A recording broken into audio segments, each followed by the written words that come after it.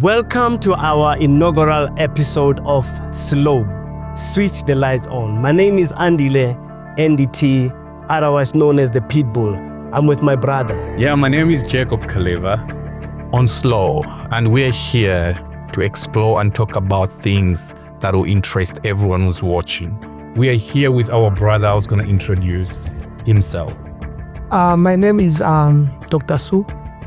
That's a common name that they usually call me. I'm Dr. Asu, one of the rare people all along from the Democratic Republic of Congo in the territory of Uvira, act in Uvira, Fizi, and Mwenga.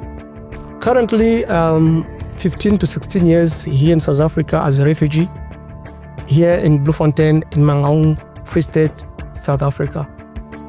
Just trying to find out why, he left his country to be with us here in South Africa. Also just to understand how is life in South Africa as a refugee. And maybe you can tell us a little bit about life as a refugee in South Africa. Yes, the reason why I started by introducing myself like one of the rare people, because we are one of people who are neglected, who are so hidden, that's people that don't recognize us easily, but we are full of things because we are the eyes witness of everything that is happening back home. And then with me, you are going to discover a lot about the lifestyle of the refugees and why, and the reason why I'm here in South Africa. Being a refugee, I believe it's not an easy thing because there's so many opportunities that you cannot, and the freedom that you cannot experience. Yeah. So just tell us a little bit about that. Being in South Africa, how is it like?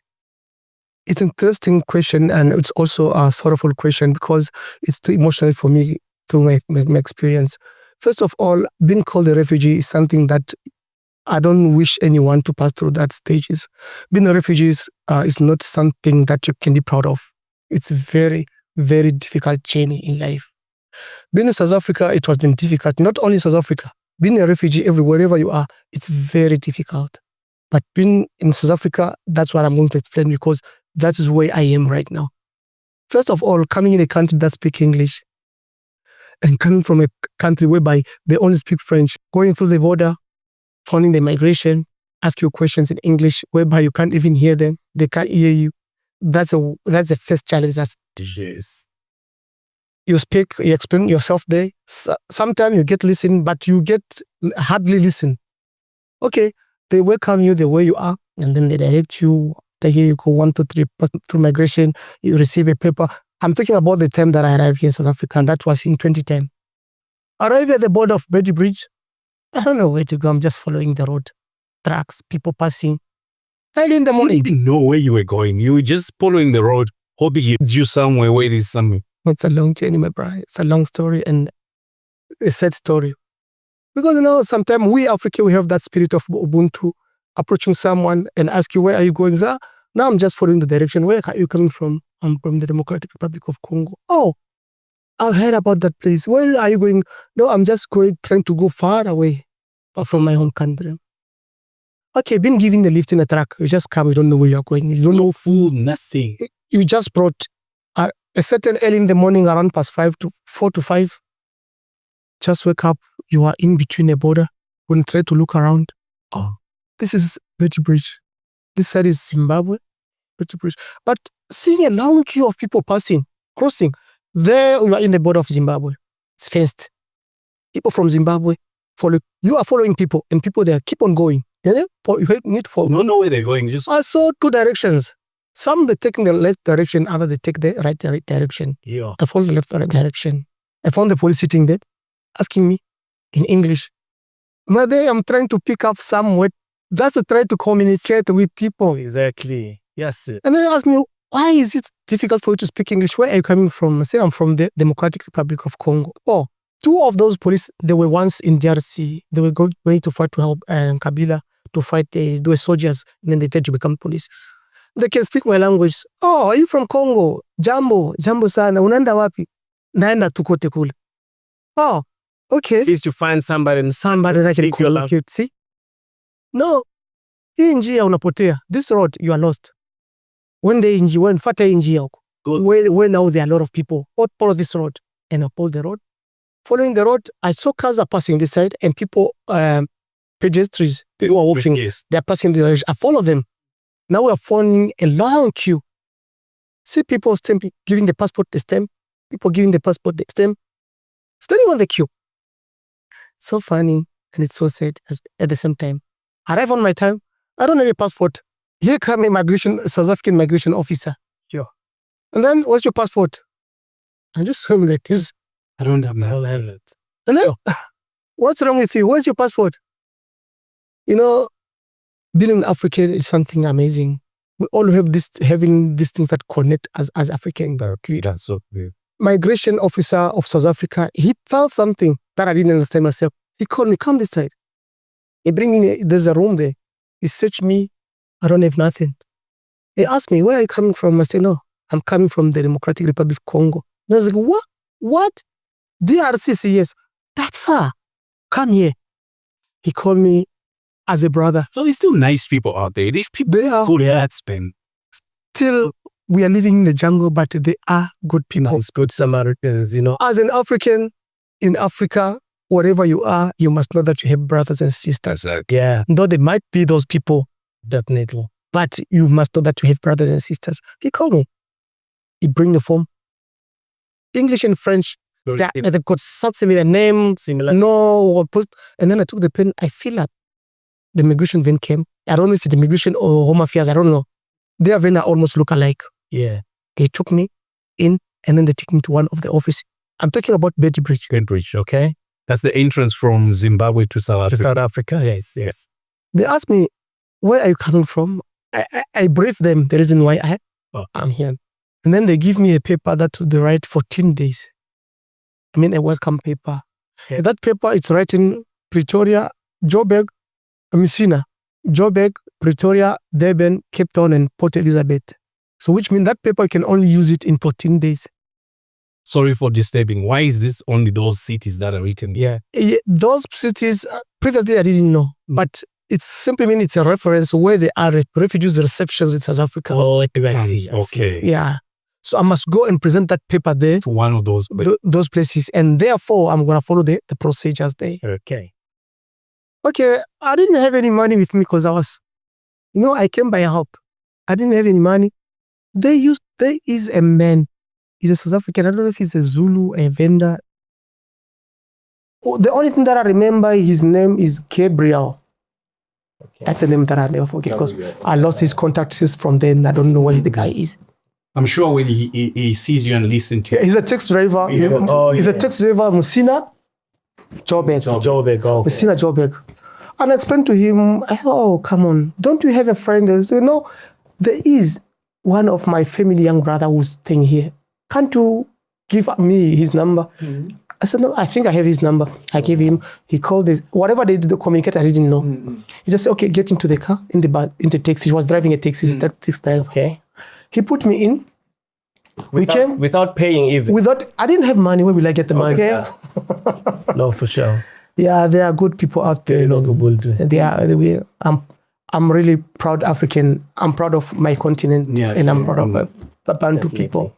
We came, arriving on the road. We put the garage. He bought me mazimba. He bought me drink. Okay. We came until we reached in Johannesburg. It was around about past 10 or 11 p.m. Okay. This time I saw a busiest city ever in Johannesburg. Yeah, I know. We slept in the taxi. He went. That one. I saw people sleeping outside there in Johannesburg. He went and bring me a plate of food. I ate in the morning. Now I don't know where to go. Sure. We tried to run there in Joburg. I showed him the paper. I said, no, there is Home Affairs in Johannesburg. He gave me direction how I'm going to go to a park station. Okay. I turned the park station. I went somewhere there. It used to be a Home Affairs. I met the police. They arrest me. I show them the paper. They directly go to this destination. Okay. I went there. They say, no, this Home Affairs used to open to backward. Okay. But now on it's closed. Okay. But the only Home Affairs where you can refer you, it's in Pretoria.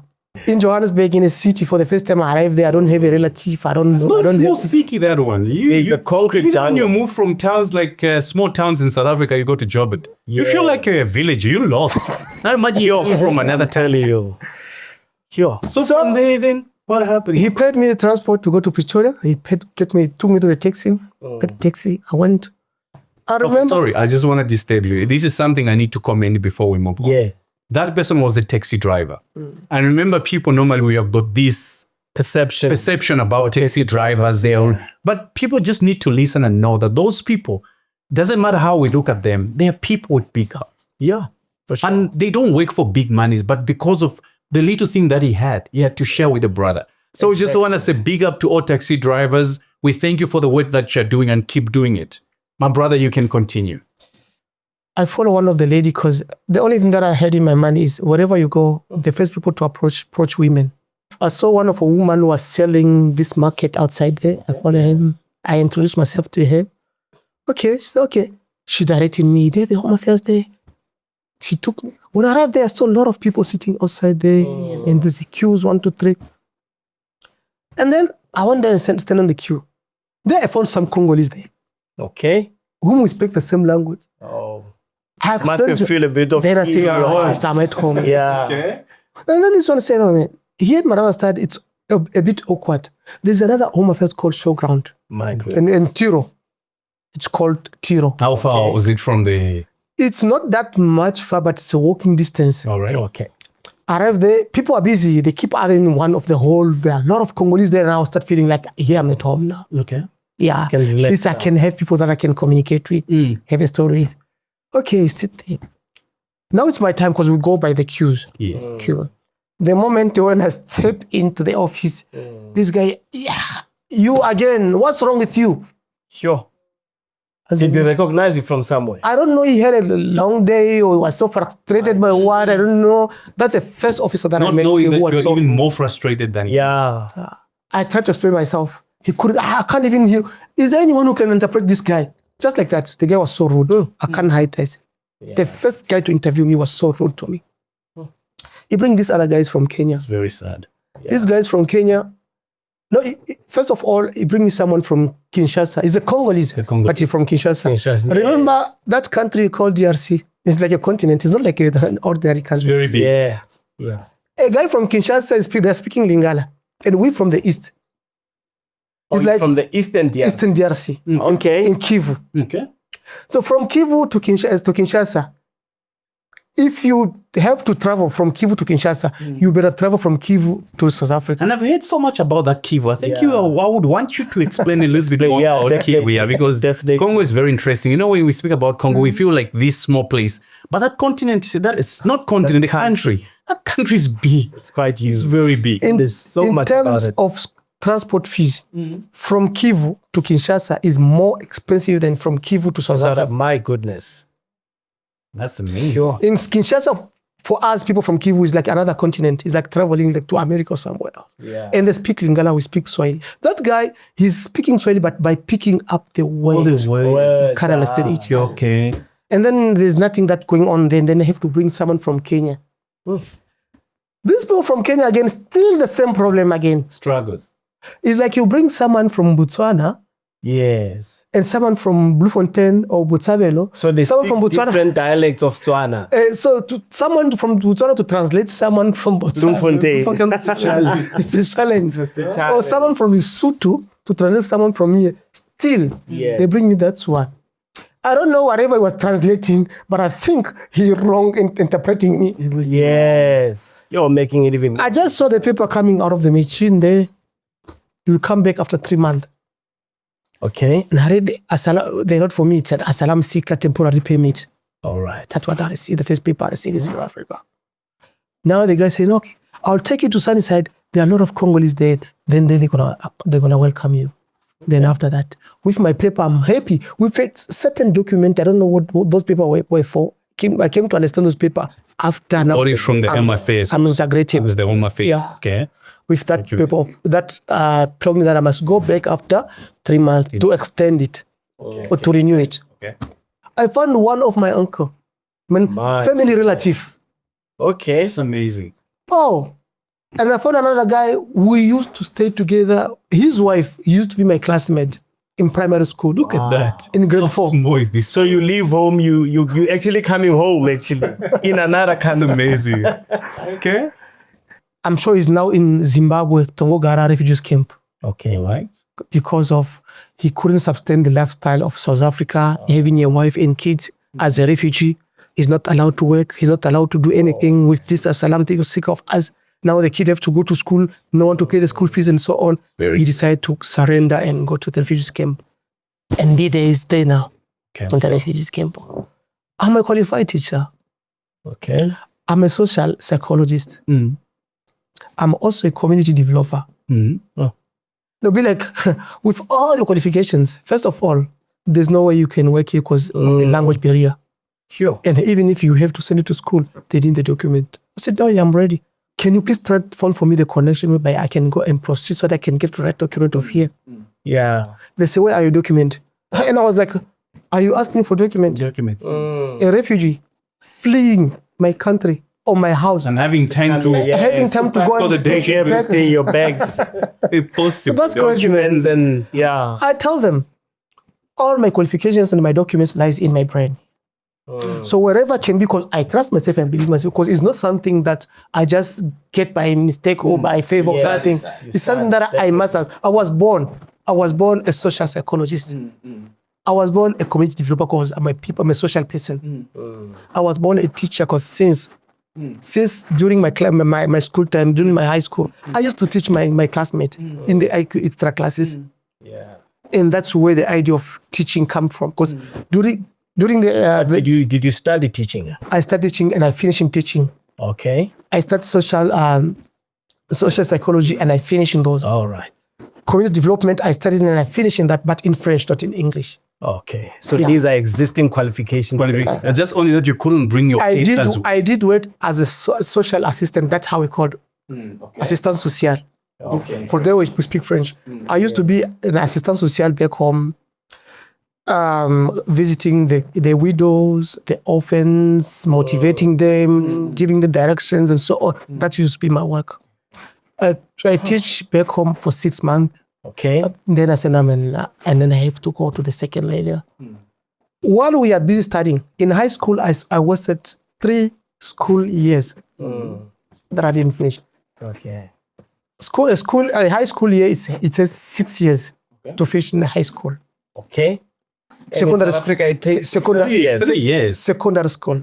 Primary school is 6 years. Oh, primary. Secondary school, which you call high school, is 6 years. In that 6 years, I spent 9 years. 9 years. The qualifications that you have, the educational background that you are alluding to, why couldn't you maybe stay in the DRC and work there and create a life for you? Why you travel going the way to South Africa, to a place where you knew no one when you came, and the risk was high for you coming here? You were not sure, what you were going to come across here. So what is it that really moved you? That forced you to leave home and come here. Because we've heard a little bit about Democratic of Congo and what has been happening for so many years. But to tell that we know exactly what's happening, that's what we want to know exactly what will drive a person to. I'm sure you left families there, your parents there. Yeah. What will drive a person to leave home to go to the place where you don't even know where you are going? Don't know what to expect. What caused that? If you can really just elaborate a little bit about that. I've been eating this question every now and then. Where I am, where I'm occupying myself. A lot of people, they always ask me the same question. But today, because I get this opportunity, I want to tell people the truth. I want to tell people that switch the light on. That's why we're here to speak the truth and bring the light to everything. Turn the unturned stones. Yeah. I want to tell South African and the rest of the world who are watching us that, and those who think that we are naive, we are coward. We are not naive. We Congolese from the Democratic Republic of Congo, exactly from the Kivu province, we are not naive. We are not selfish. People, they think by coming here, the war just started and then we just started to fly away, go away and come to South Africa. And people, they think...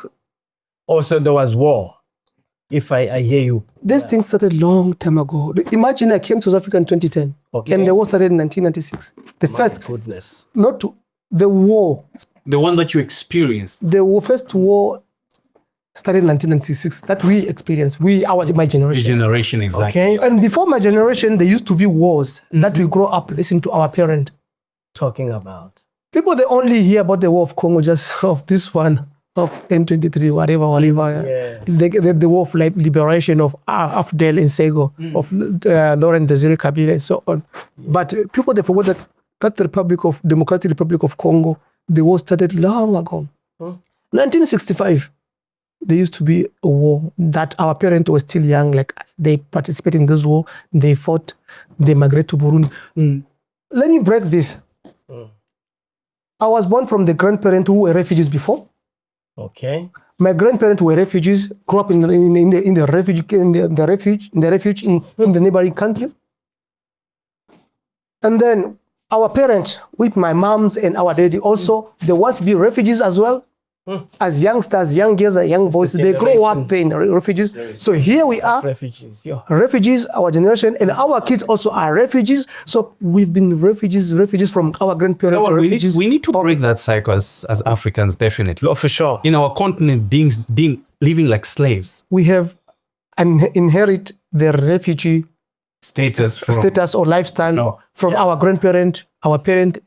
As that, I want from this show, people will discover what's going on, why we've been refugees all along. What I want to ask is that you're speaking about war. We hear about war. There's so many things that causes wars. And to make it worse, for the Democratic Republic of Congo, people have been fighting there for years. Is it tribes that are fighting each other? Is it families that are fighting each other?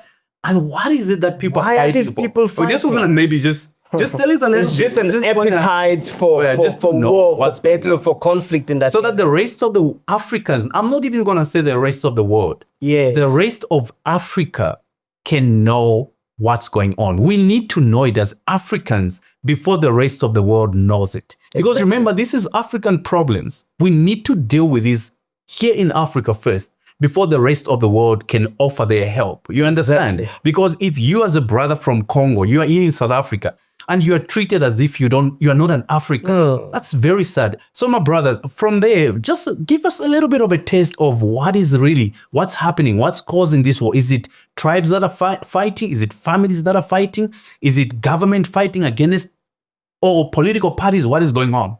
There are other regions in Africa where you don't find so much, wars. Exactly. What is the problem? Is there a problem, or why are people fighting, in the DRC? Yeah, as I started from the beginning, that you are speaking to one of the rare on the media.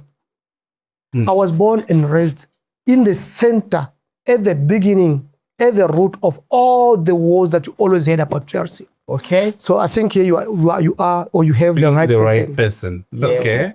And the eyewitness of all the scenarios of the war in the country. So what ignites that? Where is the conflict coming from? We want to know, is it between tribes? Is it between, what is it? Can you give us a light on that? Congo, the Democratic Republic of Congo, DRC, and Sego itself, it has 450 tribes. That's a lot. And 450 villages. And among those tribes that they brand that those tribes are fighting, I'm from there. Okay.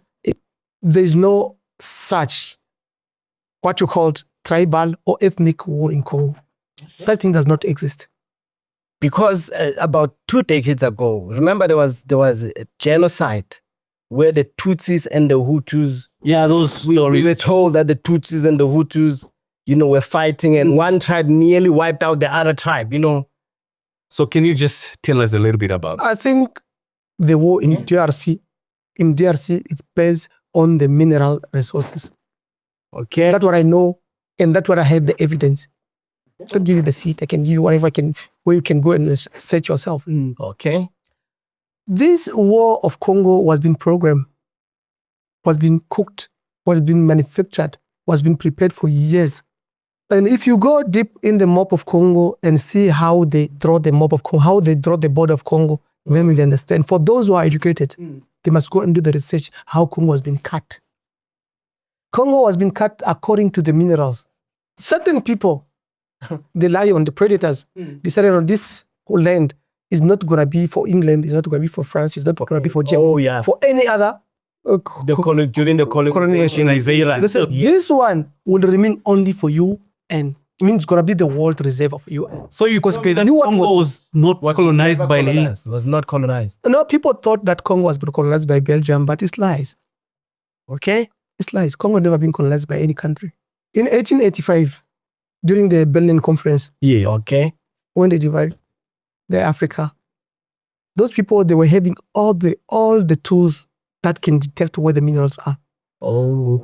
When there is the map of Africa here, I'll show you how Congo was being divided and the reason why they get into other countries. That certain portion of countries that was put in DRC, like Angola, like Zambia, a major part of Zambia. Yeah. There is a deep side of Zambia that Congo just goes in. Yeah. Angola as well. Gone. Exactly. Angola as There are a well. lot of minerals in that country, yes. Angola as well. Central Africa as well.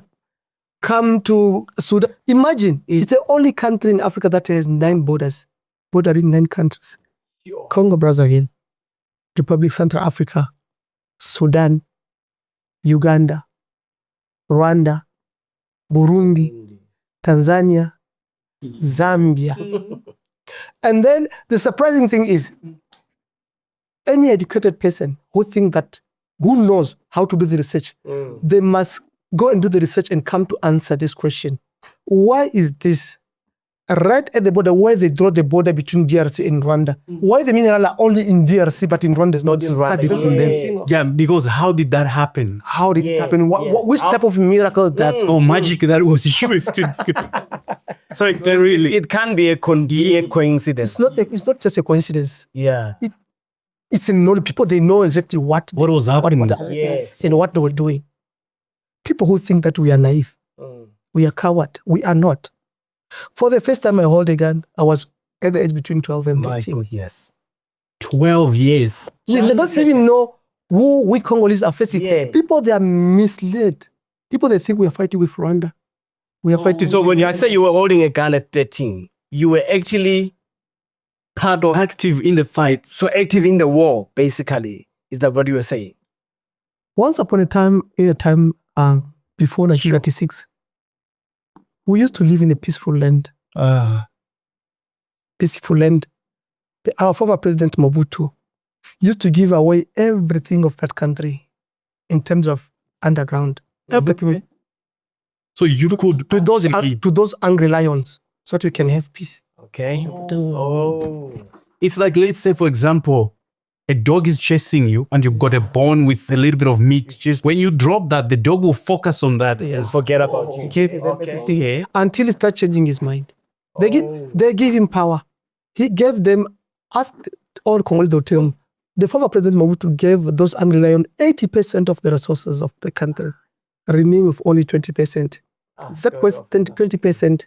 He managed, he managed whenever he could until I was born, and then now I'm in primary school. And then he changed. But because of those people are so greedy, he started tightening certain ways. Yeah. They planned these things. We used to have a tribe, not the tribe, a group of people who came from Rwanda during the 58. Okay, because how did they come to the country? As refugees or? As refugees recognized by UN. I would give you all the proof of UNHCR. UNHCR is the United Nations High Commissioner for Refugees. Okay. Well, that's true. It was during the time of our grandfathers. We're not born yet. Okay. So those are the stories you heard from your grandfather. That experience. That experience. That's where they come and they start living on one of the hill. We call in French colline, called Mulenge. Mulenge, that name Mulenge, is the king of my tribe. My mom is a Muvira. And Uvira is that, can call municipality in English, but in French we call it territoire. Oh, it's like territory, district, municipality, something like that. Yeah, okay. Because the administrative division of South Africa is, I don't understand it properly, but then we call it in French territoire or zone. So that's where I'm originated from. So that Mulenge is just a hill. Because there back home, any tribe has the hill where they're coming from, originated. In order for you to come in the city, you must, because all people, they come from the mountain. We come from the bush. We are bush people. in order for us to migrate there. So you are being identified by the hill and you're coming from. yes. Yeah. So that hill to be called Mulenge, it's a name of the first king of Bavira, tribe of Mama. So we used to call Lenge. So that place called Mulenge. So when those people arrive, they arrive in a place called Boigera. Boigera is like, let me say, here the municipality is Malong, there is Tabanchu, there is Tabel 1, 2, 3. But it's like this. Those people were staying there. Those people were sheep-fat, keeping cows. But down there, they were doing the agriculture. The colonial master were doing the agriculture of cotton. The Belgium were cultivating cotton. So those cows of those refugees could have go there and eat those grass and infect there. As they grow in you. So they asked the king to look for another place where they can go and keep their cows.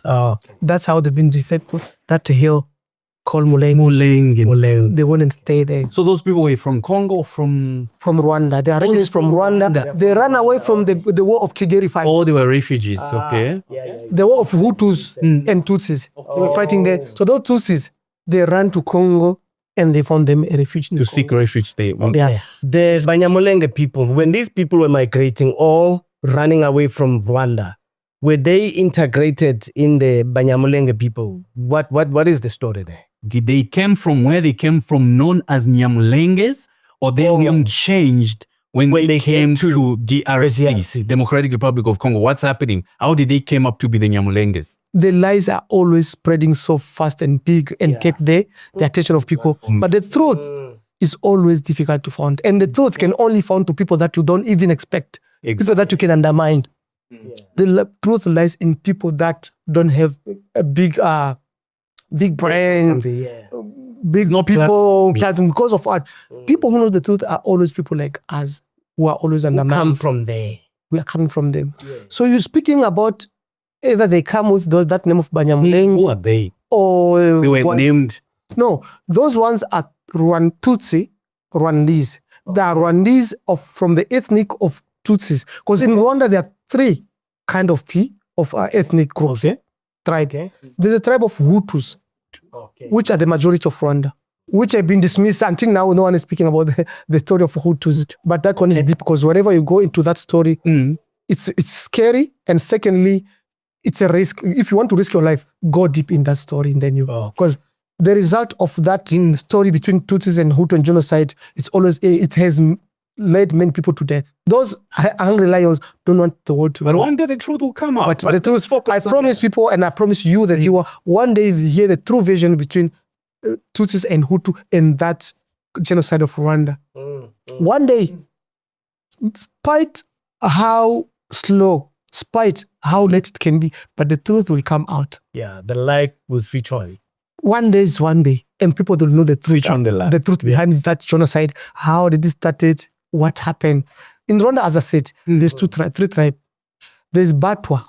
Okay. Batwa, here in South Africa, I can call them like because you call them Bushmen in South. We are sorry. I'm sorry for that. Those ones are bush people living in the bush. There's Hutus, which are the majority of Rwanda. Okay. Though they've been dismissed and they don't even want to hear. Wherever they are, they follow them and go and kill them. Because they don't want the truth to come out. There's Tutsis. Okay. But their war also started long ago also. Rwanda. During the war between Tutsis and Hutus, Hutus defeated Tutsis and Tutsis had to run. So they wanted to be deep whereby they won't be easily founded. That's why they cross the first territories, which is they cross Bukavu, they cross Kamanyola. Those are the closest To Rwanda. sit to Rwanda, like Musina, for instance, South Africa was Kudus close to Zimbabwe. So they come deep. They were doing the agriculture. They were cultivating cotton. Okay. Because of those Tutsis, they are specialized in keeping the cows. They're shepherd. Hutus, they are doing with the land. They're working with the land, planting 1, 2, 3. That's how they are divided. The Hutus, It reminds me of the story of Cain and Abel in the Bible. But yes, They're growing crops. Others are the other one is cattle keepers. the Tutsis are cattle keepers. So there's no way they could have kept their cattle there in the plain of Ruzizi. Ruzizi is a river, the main river that divides Congo and Rwanda. Congo and Burundi. Burundi. It's the same river. It divided Congo and Rwanda. It comes to the river between the border between Rwanda, Congo, and Burundi. It goes along again. This side is Burundi, this side is Congo. Okay. That's the natural border. So the entire place, there's no mountain. We call it in French plain. It's flat. It's flat. And it's very fertile. You don't need fertilizer or any chemical in order to plant. Oh, this soil is very fertile. Very fertile. You eat a mango, throw the seed there, within a week it's come itself. That's a marvelous of that country called DRC. For those who are following me, if you go to Congo, in the province of South Kivu, in the territory of Uvira, crossing Burundi, ask anyone there in the territory of Uvira, take me to Wegera, you will see the trace of those people called Banyamulenge there, their house, we used to keep in house, and certain members of them, they still there. Because those people, we used to live in harmony. They used to live in harmony with our grandparents. They went to school for our fathers. We were family. It was like one people. One people until the angry lions seduced them. Up until the angry lions seduced them, and they didn't know what they're putting the set in. They didn't know that they are used. Okay. So how they started? When they come as Rwandese in their cattle, then the king say, okay, they ask the king where they can keep their cattle. No, but you can go to the mountain here. The mountain, because by that time, our family, our forefathers, they were already coming down to seek for jobs. Okay. Because Belgium, they were offering the jobs to our grandfather, working in the farms. Cotton farms, yeah. So there's no way they could have stayed in the mountain, but their initial residential, their original residence is the mountain. So they came in the plain To work or employ. Yes. But by working, they decided to stay there. Okay. People who came first are the one become the Like the owners. citizen, the owner. We were here first. Yeah. So entitled to. My grandparents, on behalf of my mom and my dad, they are the first people to come there. Like in my area, I was born and grew up in Kasenga. The family of my mom, they were the first one, and they are the chief of that place, which means my mom comes from the chief family. Okay. And my father also comes from the chief. Once they occupy the plain, other they occupy the mountain. Mountain, yes. Yeah. When they arrive there, the chief said, no, there's no problem. You can go with your cattle, your cows there, and keep them there. So when they go there, as rich as Congo are, which a lot of people they didn't know, the herbs, the vegetation of Congo is pure green. You don't need anything. It's natural. Organic, you don't need to. So there are cows that they came with, they start flourishing. The cow becoming big and so on. So they were so excited. Sure. And then they were like calling each other. So they were already there. Their brothers and their sisters, they went because when they flee the country, they went in different direction. They start following stuff. Man, come this side. Yes, this side. This side is 1, 2, 3, 1, 2, 3. Others start coming. So as you know, the shepherd, they always sell milk. Yeah, they sell milk, yeah. But by selling milk, they cannot survive only with milk. They need cassava, they need potatoes, they need maize and so on. Where are they going to find it? They have to come to the Bantu, the originalists, the indigenous, to get to those places. So by coming, do you know those times it used to be the exchange of trade? Yes, gold. That used to be called Barter city. Yeah, doesn't matter. Trading goods with goods. Thank you. They have to come with milk because we don't keep cows. We don't like cows. They have to come with milk. But I'm not saying that we didn't have cows. Our grandfather used to have cows, but they were not specialized because Yes. even farmers, they can have their goat, their sheep, but not like it's their specialization. Specialized in what? Okay, no, we understand. They come with their milk. So our grandfather were like, wow, these people, they are specialized in this department. Keeping cows is their things. Can you also please take my cows also and keep them for me? Our grandfather give them their cows also so that they can put them in the mountain and keep it for them. That mutual friendship start becoming hard, Strong. strong. So they can't identify them as Rwandese anymore because they are from Rwanda. It will look like they are discriminating them. And also maybe intermarriages. It was Exactly. It happened. It happened. Exactly. Some of our family members start marrying each other. Definitely. So why should I call you Kwere and we are all Africans? Yes. So they have to, and these people that are living here, let me say, these people, that brand of Banyamulenge is like, Black Mountain is the mountain of Tavanchu. Okay. Right? Black Mountain is a mountain of Tavanchu. Yeah. So since these people that are living there, we cannot keep on calling them Congolese, and they've been here for years. Now, yes, definitely. let's find whenever they come, say those Black Mountainians, they're coming. Okay, that's where they come. But is like Black Mountainian.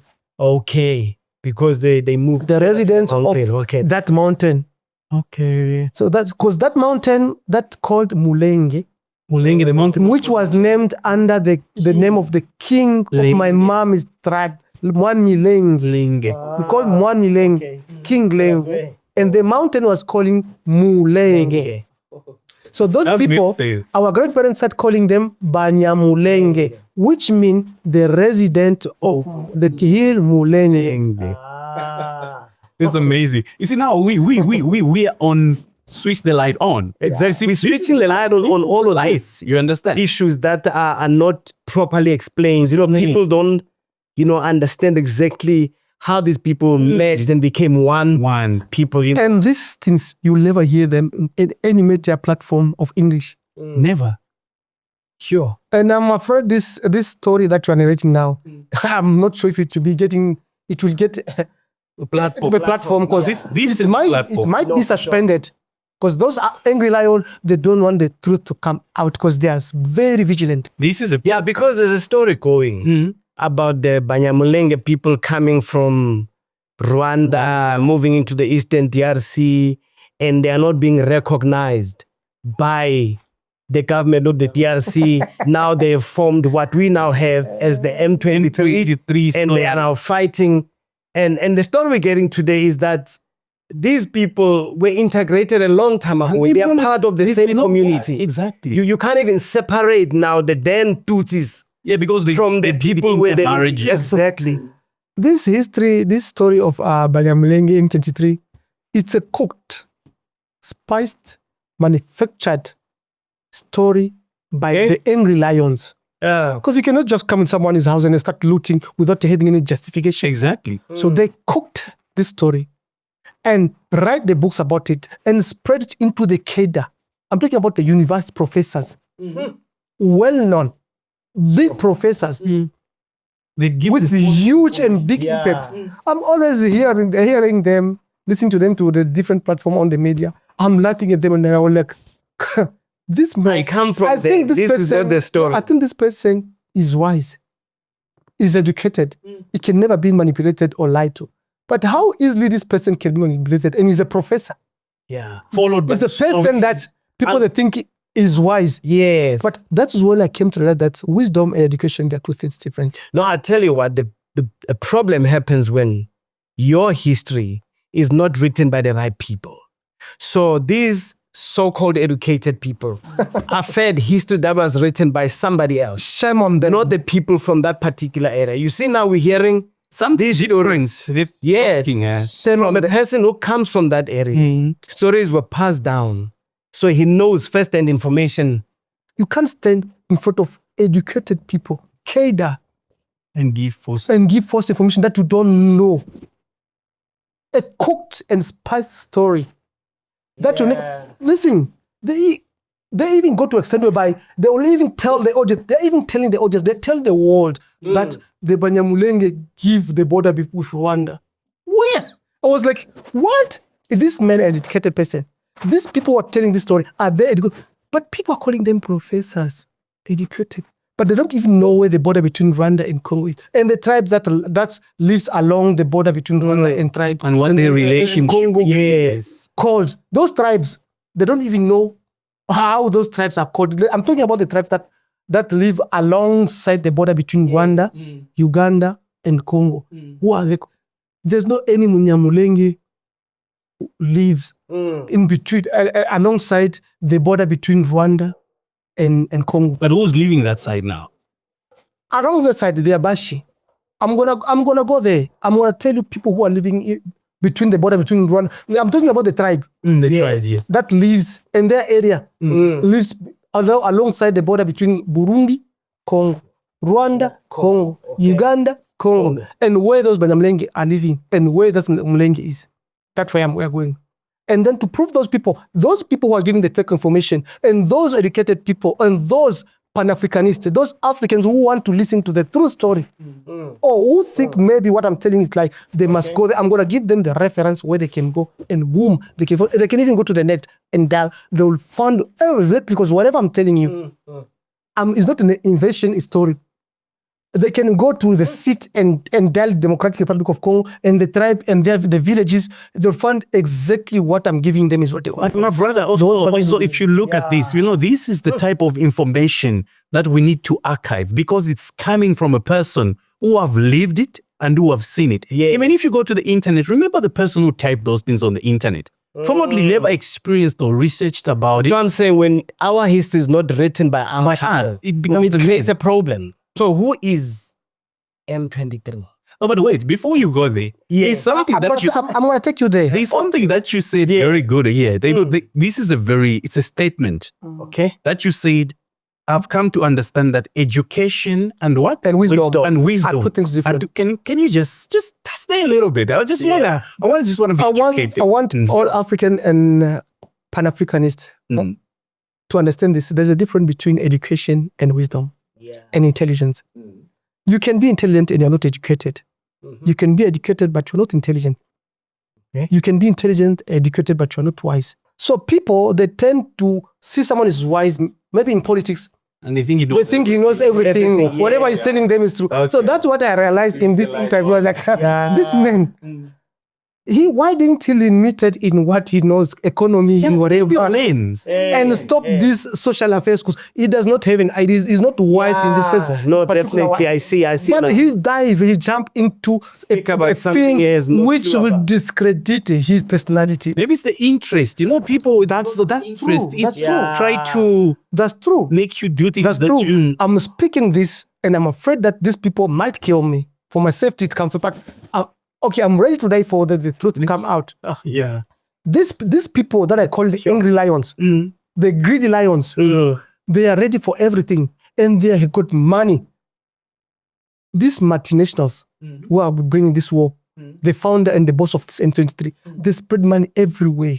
All those people that you see come appearing on the media, speaking the negative on the side of people of Congo, to give the advantage of M23, you must know either they are part of those people, either they are getting paid, or they've got interest because of their influence. Because of their influence of people, the influence that they have and the power that they have in the particular community, certain sector. No, they are buying them. They are bought more than them. Okay, but before we go to the M23 story, are the Nyamulenge trying to fight any tribe in Congo, or are the Nyamulenges in harmony with other tribes in Congo?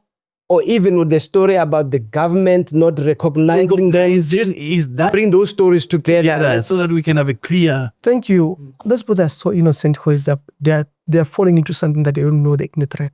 The majority of those people that you call Banyamulenge, 80% of them, they're not in DRC right now as I'm speaking to you. They're not in Congo. Yeah. The original Banyamulenge that you guys know about Banyamulenge, which is some Congolese, they don't want to call that name. But there's a name that our grandfather gave them, so we cannot strike that name. Yeah, that's how you identify. I'm sorry, dear brothers, sisters, Congolese, I'm sorry to call those people Banyamulenge. That name was being given to them by our grandfathers, our grandparents. So I don't have any right to come and state that name. I'll continue calling them that name, to identify them with the Rwandese, original Rwandese, who are in the mission, who are sent by this angry lion to come and stabilize. You don't have anything against them or the name. You love them as you. Those people are innocent. Those people are innocent. The original Banyamulenge, they're so innocent, and the majority of them, they're not living in DRC. 80% of them, they're living there, taken care of, fed, dressed, educated, paid by those angry lions, so that they can prepare them into their continuous mission. And some of them, they want to be out of this scam, but there's no way. Imagine, I took you to my house and your family. I feed you, I feed your wife, I feed your kid. I'm giving you everything. I give you the car. I'm using you. Will you get out of me? Nah. But all your family are in my hands. They don't even want to approach these things. They want to talk about it. In 2002, some of them, they ran to Burundi in a place called Gatumba. They were refugee camp there. And then the America come and take all of them, America. That's where they are, some of them. So 80% of them, they're not in the country, they're outside. They're overseas. And there are some who are in the Burundi refugees camp with Congolese. People will tell you that and those leaders, African leaders, or those African figures who say that Congolese they don't love Banyamulenge. Go in Burundi in the refugees camp called Muyinga. Go in Burundi in the refugees called Ruyigi. Yeah. Go in those refugees camp, you'll find Banyamulenge and Congolese are living together there. Look at that. Yeah. Confused. With this, they are living together in harmony. Go in Burundi and ask Burundian government to show the audience, people who are watching us, if whatever I'm saying, talking about Congo, the relationship or the harmony between Banyamulenge and Congolese, it's awkward or it's a mask. Go in Burundi in the refugees camp, because there are 2 or 3 refugees camp in Burundi. Go there and witness what I'm telling you. Congolese and Banyamulenge are living in harmony. Yeah. So meaning, because they are all victims of the angry lions. There's some powers behind trying to orchestrate all these things. Listen this. We are brothers. We are brothers. Definitely.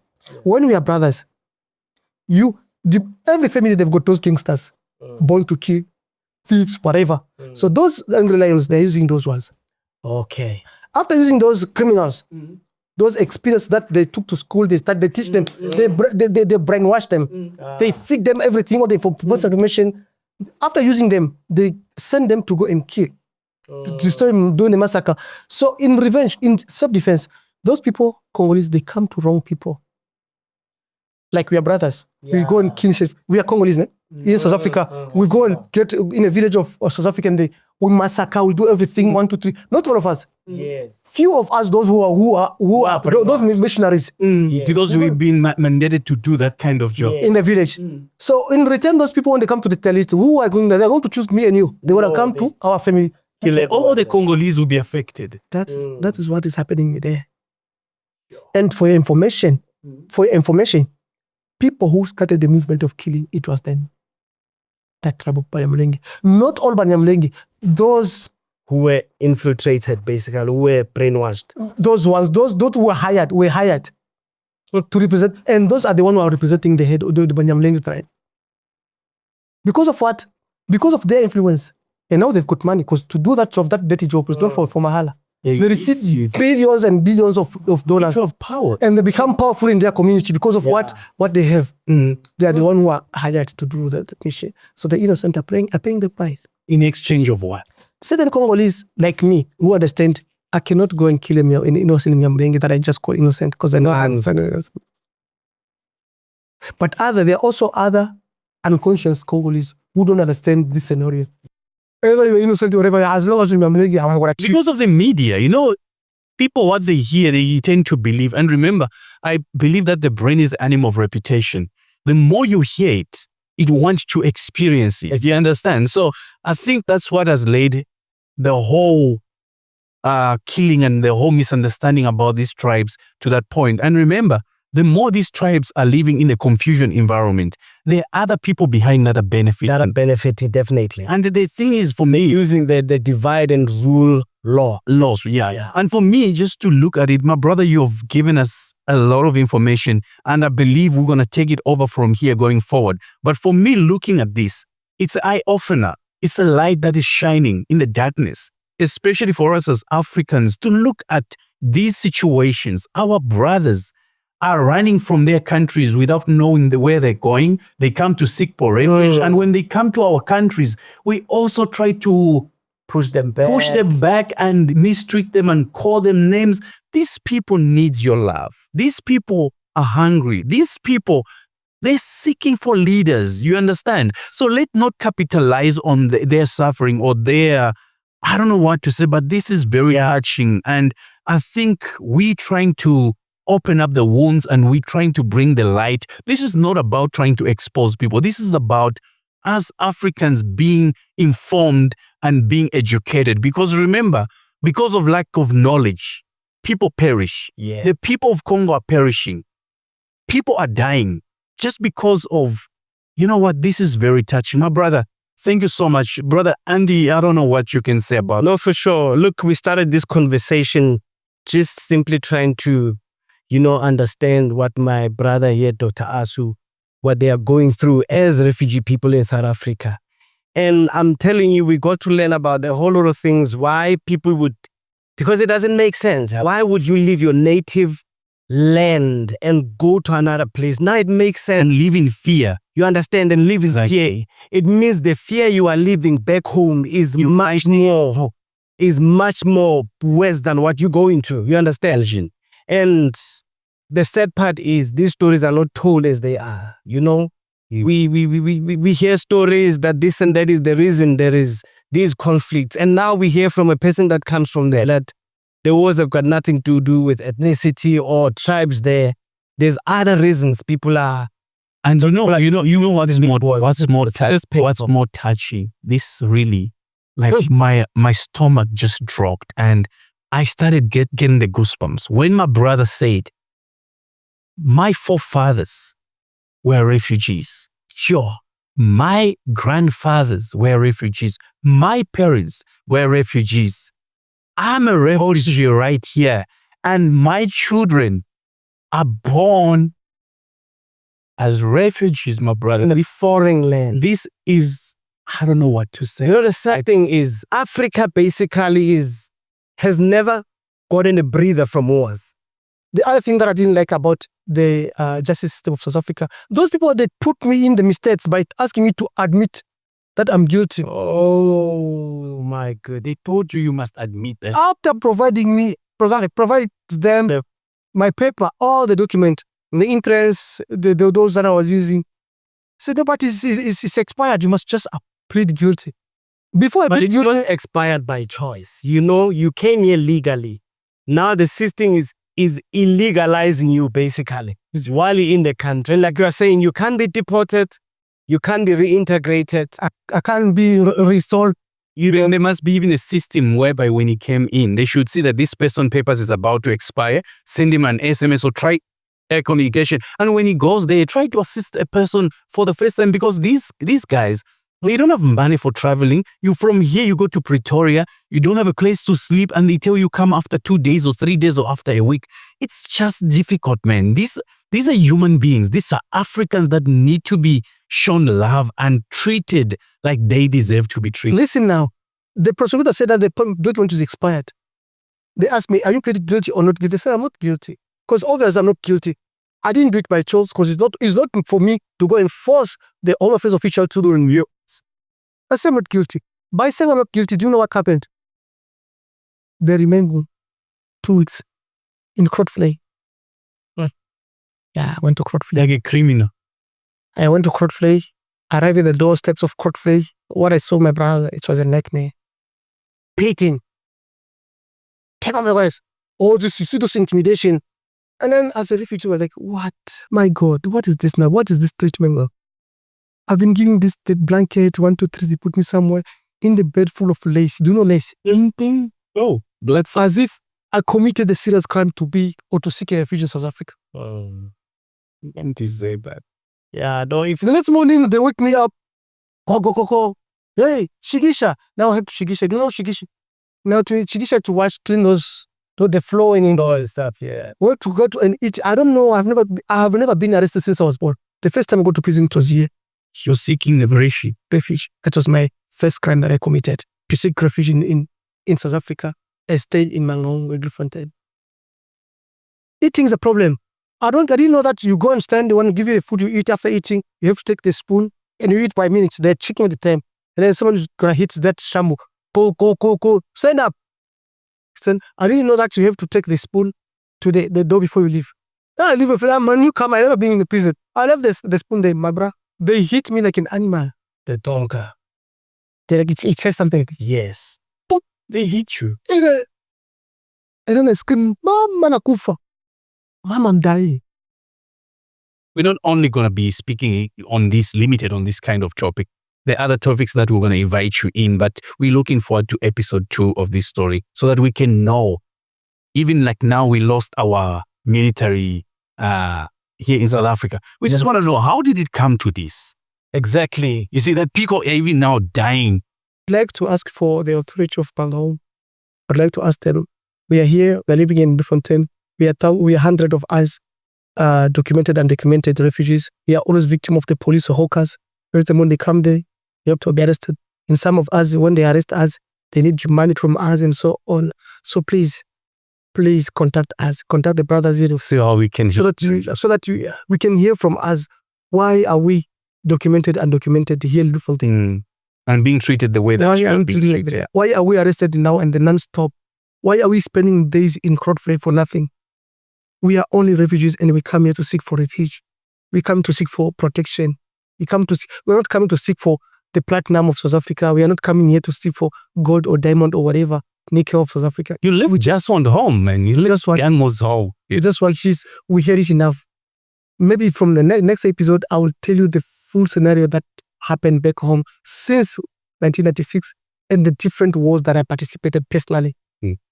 And then how hard we fought, and how it come to a decision whereby it's come to a point whereby I take a decision fighting. I'm leaving a country for nothing, for good, and how I came to South Africa. Oh, thank you so much, Listeners. from us. Adios, amigos.